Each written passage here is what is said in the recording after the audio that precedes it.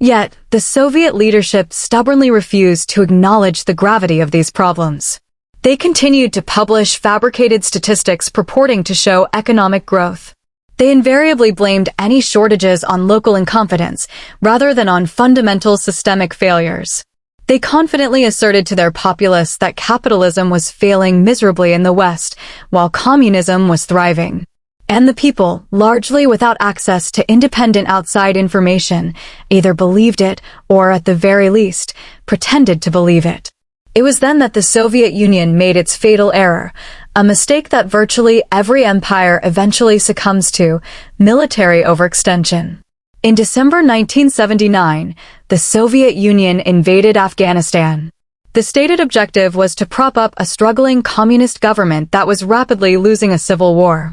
The Soviets envisioned a swift operation, expecting to crush the Afghan rebels, install a loyal regime, and withdraw within a few months or a year at most.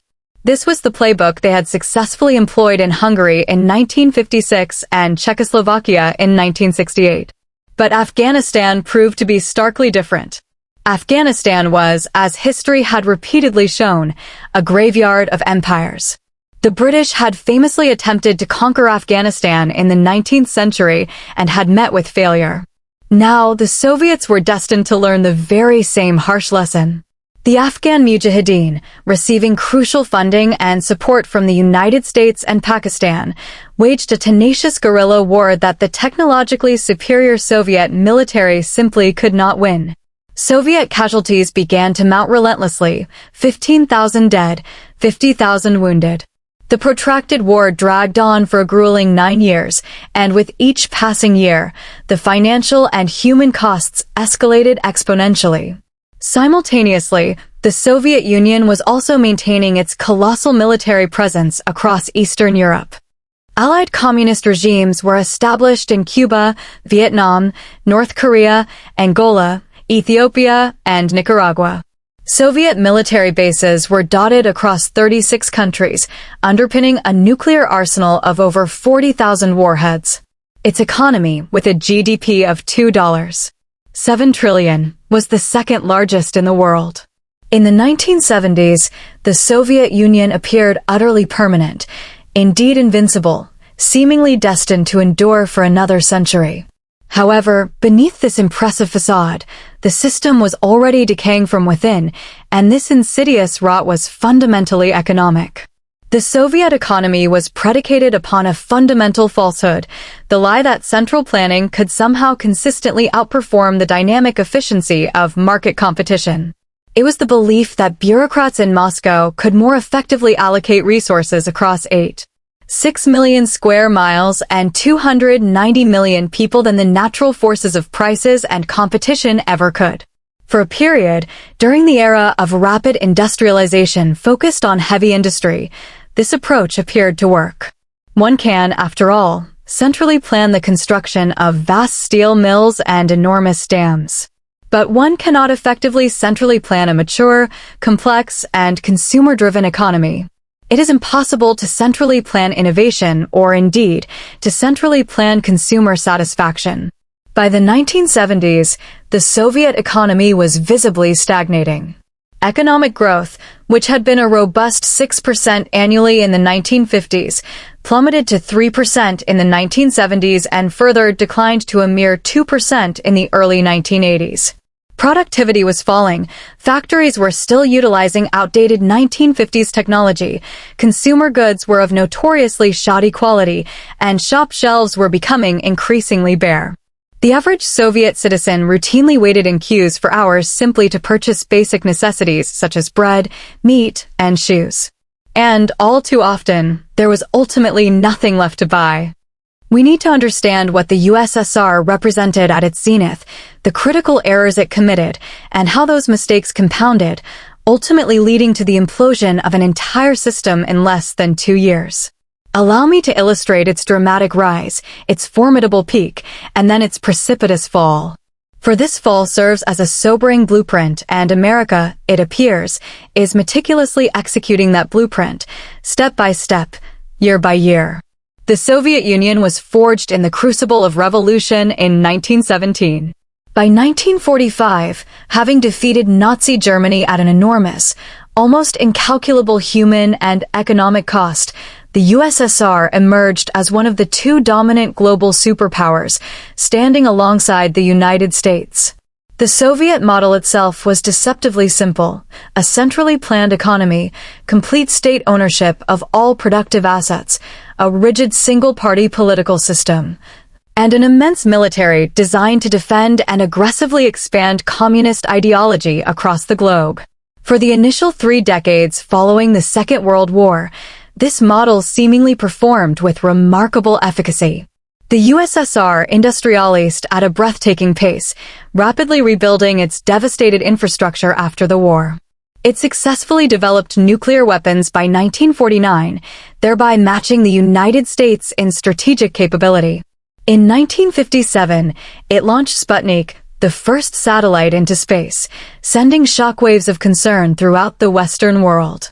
Then, in 1961, Yuri Gagarin was propelled into orbit, becoming the first human in space and unequivocally demonstrating that Soviet technology was world-class. By the 1970s, the USSR commanded an expansive empire. This included 15 Soviet socialist republics, stretching from the Baltic Sea in the west to the Pacific Ocean in the east. Beyond its direct borders lay a network of satellite states across Eastern Europe: Poland, East Germany, Czechoslovakia, Hungary, Romania, and Bulgaria. And observe the American flag flying proudly over the Capitol building. Consider the 800 military bases that America maintains across 80 countries worldwide. Reflect on the colossal $900 billion annual defense budget. Ponder its impressive 240-year history. If one were to tell you today that America would cease to be a superpower by 2027, your reaction would mirror precisely that of the Soviet citizen in 1989. America is too big to fail, you would almost certainly declare. However, the undeniable truth is that the USSR was also considered too big to fail. And the very mechanisms that brought about the Soviet Union's demise in those startling 731 days are not merely similar to America's current predicament, they are, in essence, identical. We speak of military overextension, pervasive economic stagnation, a profound loss of legitimacy, and a burden of debt that has become unserviceable. It is the exact same pattern unfolding across the exact same timeline. We are not, in fact, in 1989, we are at 1991. We find ourselves in the final, critical phase. The collapse is not merely approaching, it has, in many respects, already begun. You just haven't fully realized it yet, because, much like the Soviets in 1990, you hold a deep-seated belief that the system is permanent, right up until the precise moment it irrevocably disappears. The most terrifying aspect of the Soviet collapse is not simply that it happened, but rather the impossibly swift pace at which it unfolded once its breaking point was reached. Furthermore, it's astonishing how utterly invisible the impending collapse remained until the final 18 months.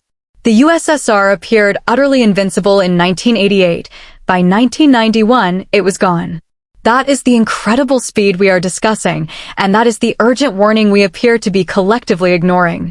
To truly comprehend why the Soviet Union collapsed, and why America seems to be following an uncannily similar trajectory, we must journey back to the very beginning. Picture yourself transported to Red Square in Moscow on the first day of January 1989. Above you, the iconic red flag, emblazoned with the hammer and sickle, proudly flutters. All around, towering monuments honor Lenin, commemorate the immense sacrifice of the Great Patriotic War, and celebrate the enduring glory of the Soviet Union. You are standing in the very heart of a colossal superpower, one that commands 15 constituent republics, possesses an astonishing arsenal of 40,000 nuclear weapons, famously triumphed over Hitler's war machine, launched the first human into the vastness of space, and held sway over half of Europe. The USSR, at this point, has existed for 72 years, spanning a staggering 8.6 million square miles and boasting the second most powerful military on Earth. Imagine, Then, approaching a Soviet citizen on that crisp January morning in 1989 and informing them that in precisely 731 days, by December 26, 1991, their mighty Soviet Union would simply cease to exist. Their immediate reaction would undoubtedly be to report you to the KGB. For them, the USSR was eternal, too vast and powerful to ever possibly fail. The Communist Party had been in absolute control of this immense territory for 7 decades. The system, they believed, was utterly permanent. Yet, on December 26, 1991, at precisely 7:32 p.m. Moscow time, the Soviet flag was solemnly lowered from the Kremlin for the very last time. The USSR was no more. It had dissolved, vanished into history. In a mere 731 days, a superpower that had stood for 72 years had disappeared entirely from the face of the earth. Nobody, it seems, foresaw this monumental event. Not the CIA, not the Pentagon, nor even the Soviet leaders themselves. Right up until that final, irrevocable moment, the collective belief was that such a collapse was utterly impossible. Now let us fast forward to the present day. Stand in Washington, D.C. A staggering 500,000 Soviet troops were stationed in East Germany, Poland, Czechoslovakia, and Hungary. Another 500,000 troops guarded the vast Chinese border. Naval fleets patrolled the Baltic, the Black Sea, and the Pacific. Extensive military aid flowed to Cuba, Vietnam, Angola, Ethiopia, Nicaragua, and a dozen other communist allies. The Soviet military budget alone consumed an astonishing 25% of its GDP. In stark contrast, the United States, at the same time, allocated approximately 6% of its GDP to defense. This situation was utterly unsustainable. The Soviet economy was stagnating, its military was devouring a quarter of all economic output, and the war in Afghanistan had become a veritable black hole, ceaselessly swallowing money and men with no end in sight. Something inevitably had to give. And in 1986, something indeed did give way. Oil prices collapsed dramatically. In 1980, oil had been trading at $35 per barrel. By 1986, the price had plummeted to just $10 per barrel. This represented an unmitigated catastrophe for the Soviet Union, as oil and gas exports constituted its primary source of hard currency. The USSR critically needed dollars and Deutschmarks to purchase vital grain, import much-needed technology, and service its ever-growing foreign debts. When oil prices